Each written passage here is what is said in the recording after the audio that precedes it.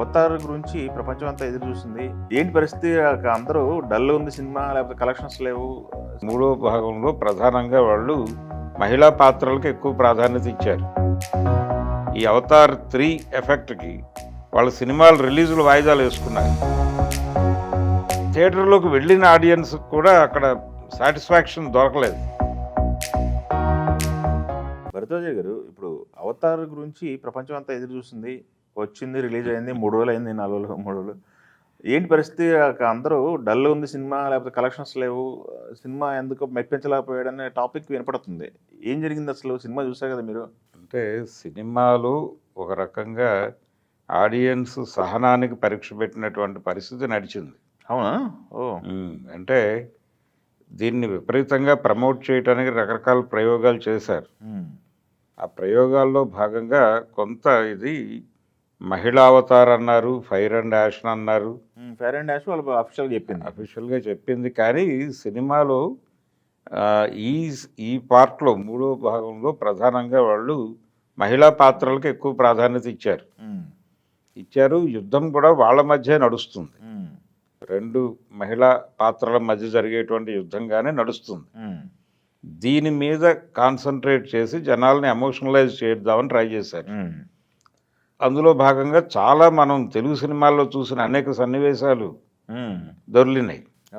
అంటే పాత తెలుగు సినిమాల్లో ఉండేటువంటి రకరకాల అంశాలు, పర్టికులర్గా వార్ జోన్లో అంటే యుద్ధంలో పాల్గొంటున్నటువంటి ఒక మహిళ ప్రెగ్నెంట్గా ఉండి యుద్ధంలోనే ప్రసవం లాంటి ఎమోషన్స్ ఇలా రకరకాలుగా ఆయన అల్లుకుని వీటన్నిటినీ ప్లేస్ చేసుకుంటూ భావోద్వేగాల మీద ప్రధానంగా కథ నడపాలనుకున్నాడు.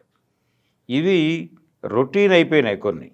అంటే ఆల్రెడీ అనేక సినిమాల్లో చూసేసినటువంటి సన్నివేశాలని ఇప్పుడు హాలీవుడ్ సినిమాలో చూస్తున్నాం మనం.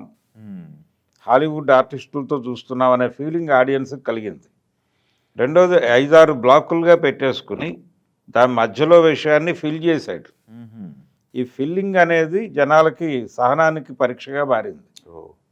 దాంతో సెకండ్ హాఫ్ పర్లేదు కానీ ఫస్ట్ హాఫ్ మరీ సహనాన్ని పరీక్షించిన పరిస్థితి.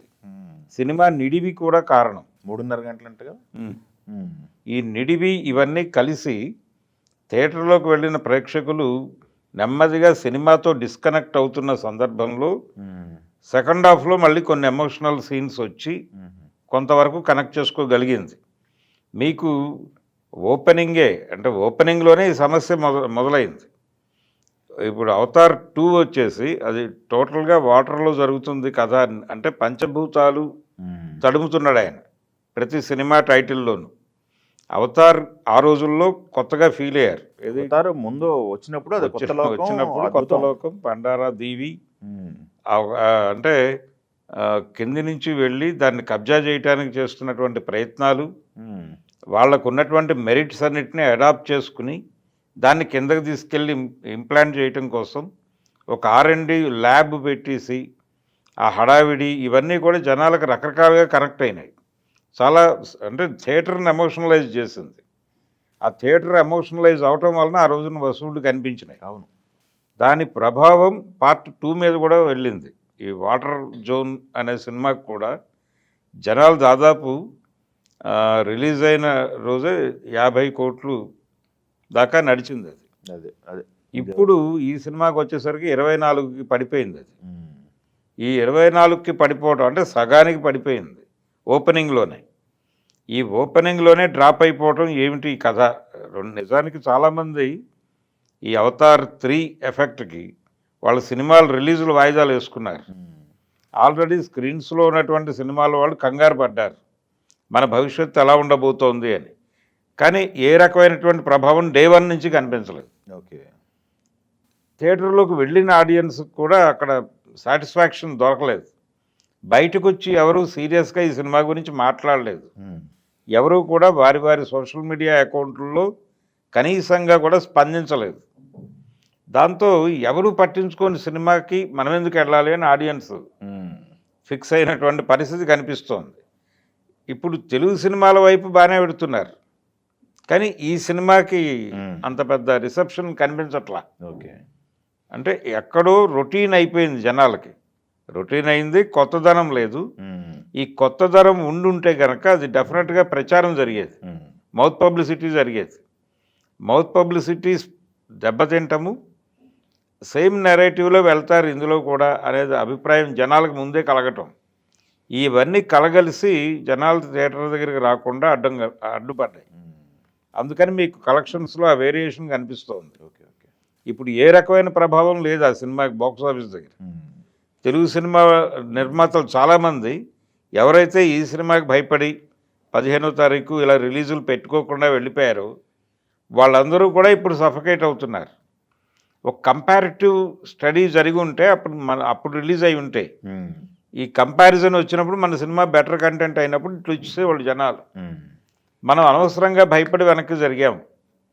దాదాపుగా ఈ అవతార్ 3 నుంచి వెనక్కి జరిగిన సినిమాల వలన టోటల్ షెడ్యూల్ మార్చుకోవాల్సి వచ్చింది. ఉమ్, అంటే ఎగ్జిబిటర్స్ వైపు నుంచి ఒక లైనప్ అనుకుంటారు కదా, ఆ లైనప్ డిస్టర్బ్ అయింది ఒక రకంగా. ఇది ఒక గొడవ. ఇంత జరిగి పోనీ ఈ సినిమా ఏదైనా సాధించిందా బాక్స్ ఆఫీస్ దగ్గర అంటే అది ఏమీ కనిపించట్లేదు. ఉమ్, అలా ఒక విచిత్రమైనటువంటి కండిషను, రొటీన్ కంటెంటు, జనాలకు తెలిసిపోయినటువంటి వ్యవహారం, ఉమ్, జనాలని స్క్రీన్ మీద వాళ్ళు. దీనిలో ఇది 3D ఫార్మాట్లో కూడా రిలీజ్ అయింది. అవును. అక్కడ కూడా పెద్దగా ప్రభావం ఏం లేదు. 3D ఫార్మేటే అసలు. అదే 3D ఫార్మాట్, అది 2Dలో కూడా వేస్తున్నారు కానీ 2D కూడా వేస్తున్నారు. అది ప్రభావం లేదు లోపల. ఈ ప్రభావం లేకపోవడానికి రీజన్ ఏంటంటే ఆయన థియేటర్ని ఎమోషనలైజ్ చేయలేకపోయాడు. చేయలేకపోవడం అనేది చాలా స్పష్టంగా కనిపించింది. తను ఏవో కొన్ని బ్లాక్స్ అనుకున్నాడు, అది తప్పేం కాదు, తెలుగు డైరెక్టర్లు కూడా అలాగే చేస్తారు. కొన్ని ఎమోషనల్ బ్లాక్స్ ఉంటాయి, వాటిని కనెక్ట్ చేసేటువంటి ఆ కథ బాగుండాలి, ఆ లైన్ జనాలకి కనెక్ట్ అయ్యే పరిస్థితుల్లో లేదు. ఓకే. అందుకని ఈ సినిమా ఆడియన్స్ నుంచి ఒక పాజిటివ్ రెస్పాన్స్ని సోషల్ మీడియా నుంచి రాబట్టలేకపోయింది. ఓకే. అందుకని ఇలాంటి కండిషను ఇప్పుడు జనాలందరూ అనవసరంగా దీనికోసం మనం సినిమాలు పోస్ట్పోన్ చేసుకున్నాం, ఇదే టైంలో వేస్తే ఈ కంపారిజన్లో మన సినిమా పుష్ అయ్యేదేమో, ఇంకొంచెం ముందుకు నడిచేదేమో, డబ్బులు వచ్చేవేమో అని ఇప్పుడు అందరూ గదుల్లో కూర్చుని బాధపడుతున్నారు. ఓకే. సో అవతార్ 3 ద్వారా ఆ ప్రభావాన్ని అయితే జేమ్స్ కెమెరూన్ వేయగలిగాడు. ఓకే. చూడాలి ఏం జరుగుతుంది నెక్స్ట్. ఫైనల్ ఇప్పుడు యూనివర్స్ అంటున్నాడు ఆయన, దీని తర్వాత పంచభూతాల గొడవ ఇంకా కొనసాగుతుంది. మరి తర్వాత దానిలో ఈ అనుభవ పాఠాల నుంచి ఏమైనా కరెక్షన్ చేసుకుంటాడేమో చూద్దాం.